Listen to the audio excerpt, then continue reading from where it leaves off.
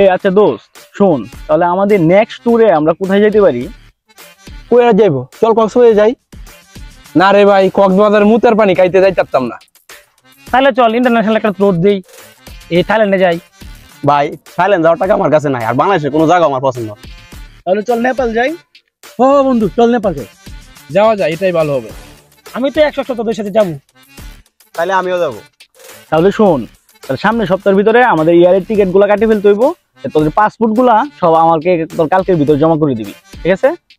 দোস্ত আমার তো পাসপোর্ট নাই, আইডি কার্ডও করা হয় না, কিন্তু জন্ম নিবন্ধন আছে। বন্ধু আমার তো তোদেরকে বলতে মনেই নাই, আমার তো পাসপোর্টের মেয়াদ শেষ হয়ে গেছে। আমার তো আইডি কার্ডও আছে, জন্ম নিবন্ধন আছে, কিন্তু পাসপোর্ট টাকাটা না। আচ্ছা এমনিতে তোর কোনো সমস্যা আছে? দোস্ত একটা কথা, নেপাল যেতে পাসপোর্ট লাগে?